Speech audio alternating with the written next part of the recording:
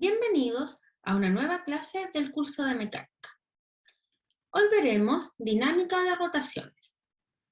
Los objetivos de hoy será conocer los conceptos de momento de inercia, velocidad y aceleración angular, momentum angular y torque, momentum angular de átomos, leyes de Newton rotacionales. Comencemos. Primero, haremos la diferencia entre el movimiento de traslación y rotación. La traslación de un cuerpo será la variación de la posición en el espacio-tiempo. Por ejemplo, acá vemos el movimiento de traslación de la Tierra en torno al Sol. La rotación de un cuerpo será el giro que tiene sobre sí mismo con respecto a un eje de giro. Por ejemplo, acá vemos la rotación de la Tierra con respecto a su eje de giro o eje norte-sur. Ahora conoceremos el concepto de inercia. La masa m, medida en kilogramos, cuantifica la inercia traslacional. Este número nos indicará cuánto nos costará detener un cuerpo que se está trasladando. Ahora, el momento de inercia I, medido en kilogramos por metro cuadrado, cuantifica la inercia rotacional. Este número nos dirá cuánto nos costará detener un cuerpo cuando este cuerpo está rotando. La inercia rotacional de un punto va a ser igual a mr cuadrado, o sea, sus factores van a ser su masa y el radio al cuadrado. Ahora, la inercia de rotación depende de la distribución de la masa en torno al eje de giro. La cuantificación de la inercia rotacional de un cuerpo se conoce como el momento de inercia. Acá tenemos el momento de inercia de distintos volúmenes que están rotando. Cuando tenemos un volumen, supongamos este cilindro sólido, y queremos obtener su momento de inercia, para obtenerlo vamos a subdividir este volumen en pequeños pedacitos de volumen, ¿ya? Y lo vamos a subdividir infinitesimalmente, o sea, muchas subdivisiones. Ahora, cada una de esas subdivisiones, o esos pequeñas masas, la podemos igualar, o podemos decir que son algo así como un punto. Cada uno de esos puntos tendrá una inercia rotacional igual a mr cuadrado.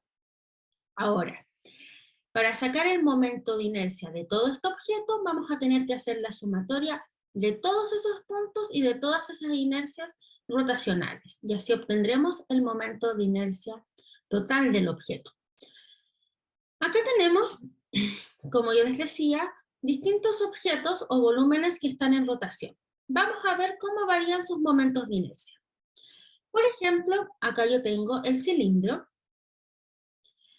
En este cilindro está rotando con respecto a este eje de giro. En este caso vamos a tener que, bueno, este cilindro es sólido, vamos a tener que cuando está rotando con respecto a este eje de giro, su momento de inercia va a ser igual a 1/2 de mr cuadrado, siendo m la masa y r el radio al cuadrado. Ahora, si tengo el mismo cilindro, pero voy a rotarlo con respecto a la mitad de su largo, ahí su momento de inercia va a variar, ya que la distribución de la masa en torno al eje de giro va a ser distinta. Varió. En este caso, el momento de inercia va a ser igual a 1/4 de mr cuadrado más 1/12 de ml cuadrado, siendo m la masa, r el radio y l el largo del cilindro. Ahora, veamos el ejemplo del anillo. Acá tenemos un anillo rotando sobre un eje simétrico. En este caso tenemos que su momento de inercia va a ser igual a mr cuadrado. Ahora, si tenemos este mismo anillo y lo hacemos rotar con respecto a este eje, vamos a tener que su momento de inercia va a ser igual a 1/2 de mr cuadrado. De la misma forma anterior, como varió la distribución de la masa en relación a su radio de giro, vamos a tener que sus momentos de inercia son distintos. En este caso tenemos una esfera sólida rotando con respecto a este eje de giro.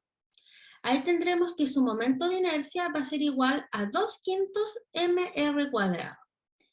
Ahora, si tenemos una esfera hueca o una delgada capa esférica, como la tenemos aquí abajo, vamos a tener que su momento de inercia va a ser igual a 2/3 mr². Una delgada capa esférica sería algo así como un globo. Por otro lado, acá tenemos una varilla que gira en torno a su centro. En este caso tenemos que el momento de inercia en ese caso va a ser un 1/12 de ml². En cambio, si ahora hacemos girar la misma varilla en torno a uno de sus extremos, su momento de inercia va a variar y va a ser igual a 1/3 de ml². Como conclusión, si la distribución de la masa varía con respecto al eje de giro, va a variar su momento de inercia. Acá tenemos un ejemplo de cómo se ve cómo la distribución de la masa varía y cómo varía el momento de inercia. En el caso, aquí vemos la patinadora que tiene el pie extendido y los brazos extendidos en un inicio, y vemos que va a una velocidad menor, y después cuando junta sus pies al cuerpo y sus brazos al cuerpo, aumenta su velocidad. Esto va a tener que ver con el momento de inercia y con el momentum angular. Veamos el ejemplo. Cuando la patinadora extiende sus brazos, y en este caso sus pies, la distribución de la masa va a variar con respecto al eje de giro y va a tener masas más alejadas del eje de giro. Entonces va a tener un momento de inercia mayor. Ahora, cuando la patinadora acerca sus brazos al cuerpo, la distribución de su masa va a variar y va a tener que sus masas van a estar más cerca del eje de giro y por ende va a tener un momento de inercia menor.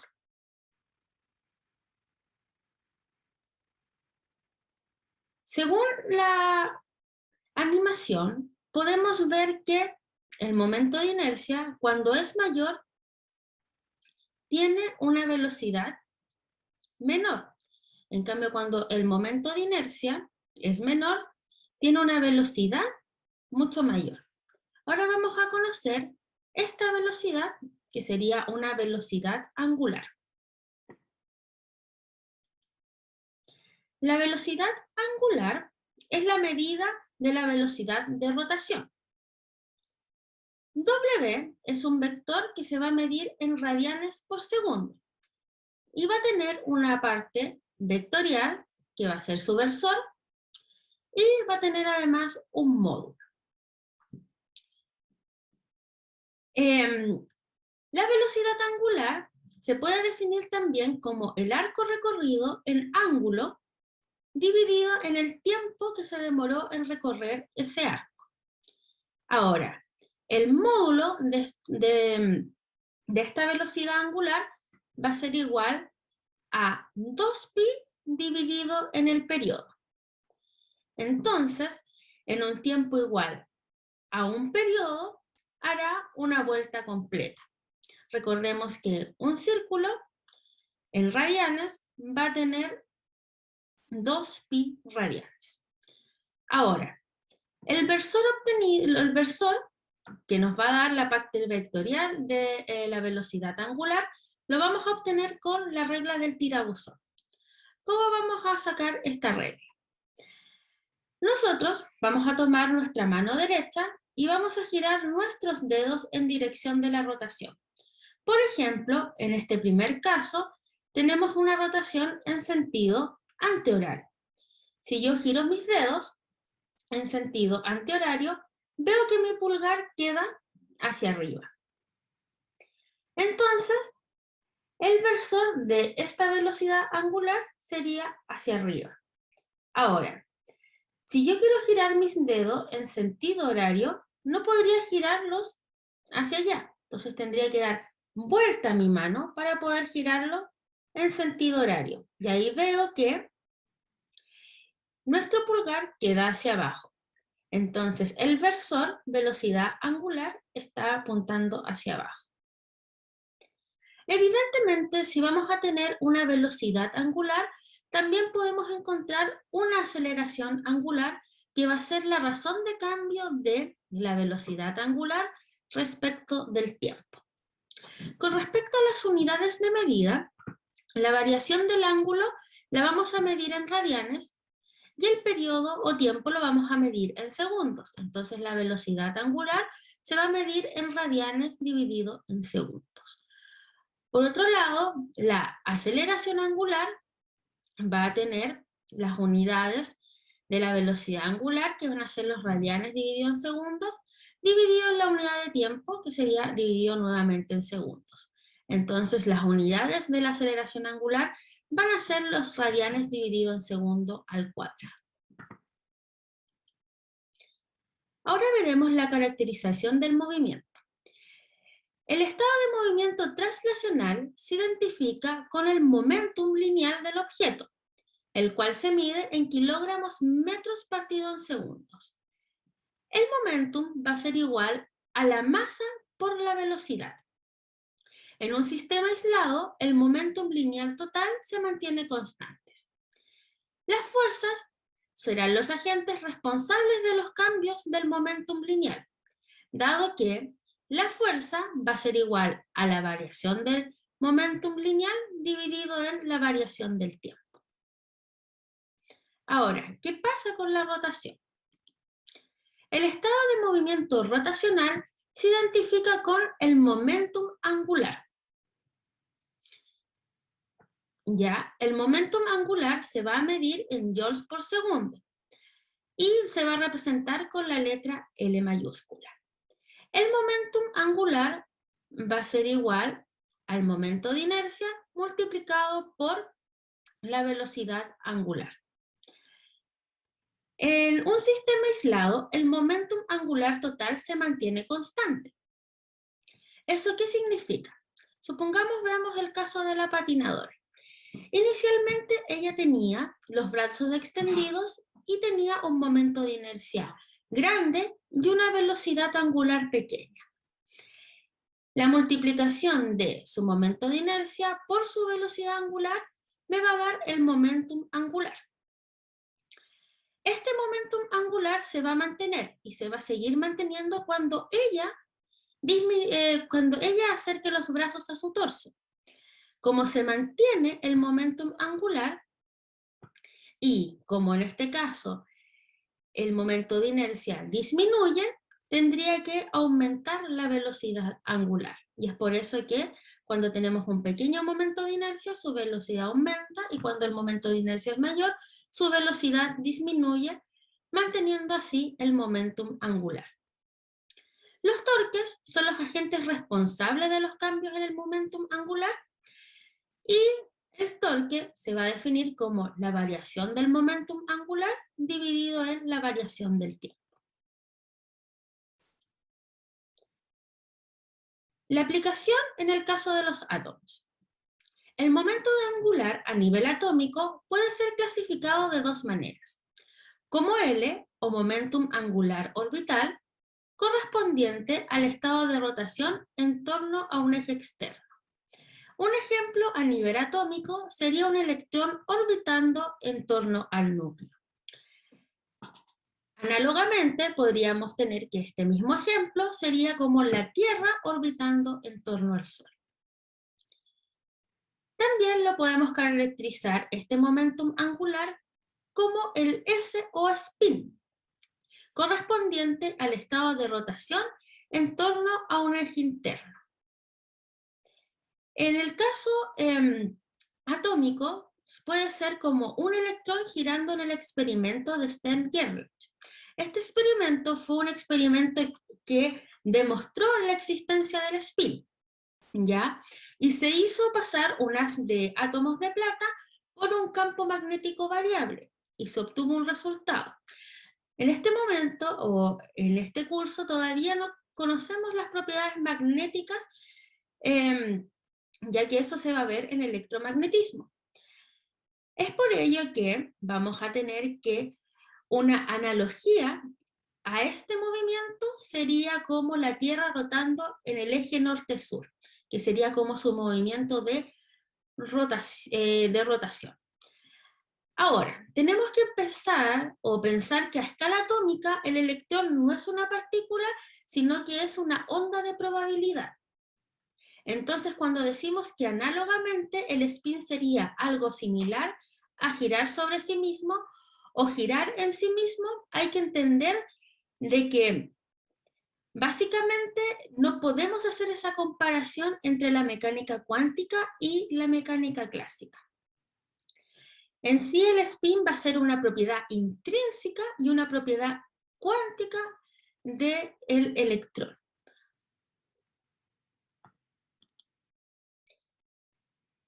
Como tenemos un momentum angular, también podemos momento angular orbital y el momentum angular correspondiente al spin, vamos a tener un momentum angular total. Y este se va representado con J. Y va a ser igual a la suma del momentum angular orbital más el spin.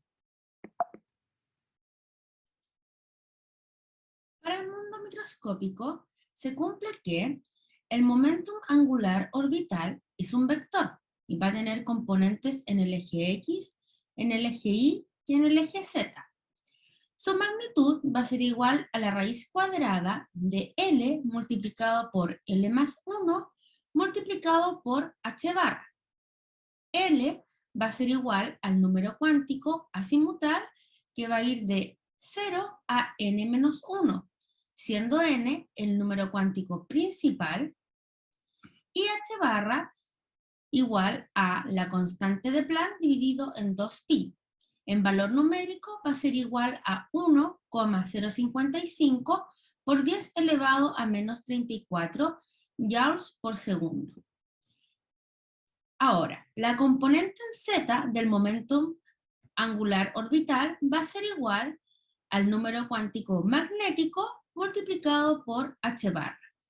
El número cuántico magnético se va a simbolizar con esta letra m y va a ir desde menos L a más L.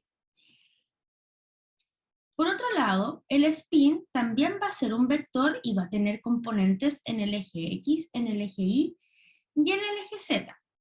Su magnitud va a ser la raíz cuadrada de S multiplicado por S más 1 multiplicado por H barra. S va a ser el número cuántico de spin y siempre va a ser igual a 1/2.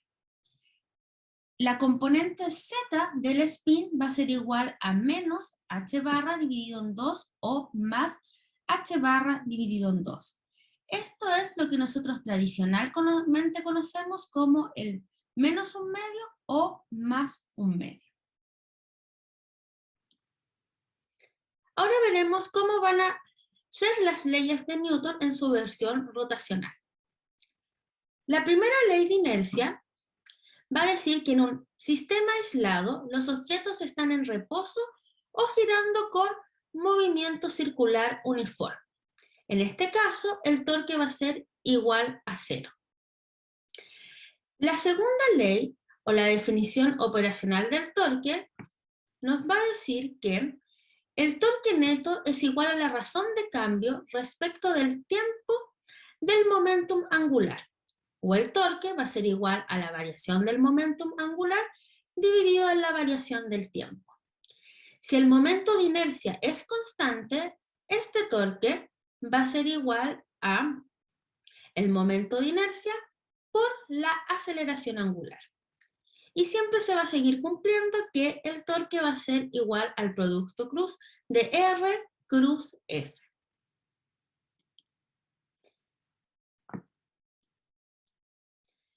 Debido a que estos modelos están diseñados a partir de conceptos del sólido rígido, entonces se entiende que al interior de este cuerpo no deberían haber torques producidos por las partículas que componen el cuerpo. Esto ayuda a entender una visión de la tercera ley en base al torque. La tercera ley va a ser la ley de acción y reacción. Y ahí tendremos que el torque interno neto va a ser igual a 0. O los torques internos se anulan. Vamos a ver un ejemplo. Si en un sistema aislado, que estaba sin movimiento en un principio, empieza a girar, supongamos, esta rueda en sentido horario, el sistema o la otra parte del sistema que está componiendo esto, que sería este humano, se va a empezar a mover o girar en sentido antihorario. Entonces ahí el torque interno neto va a seguir siendo igual a cero y tendríamos la acción y la reacción. Vamos a ver un video de esto.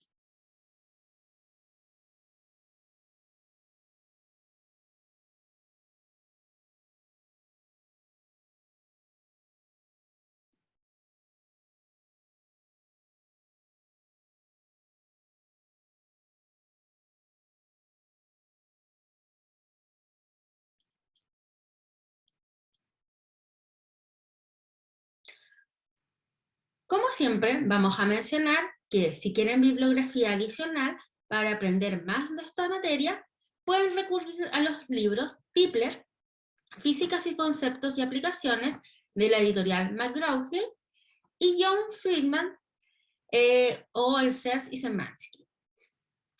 Eso, niños, espero que les haya sido de mucha utilidad esta clase. Saludos.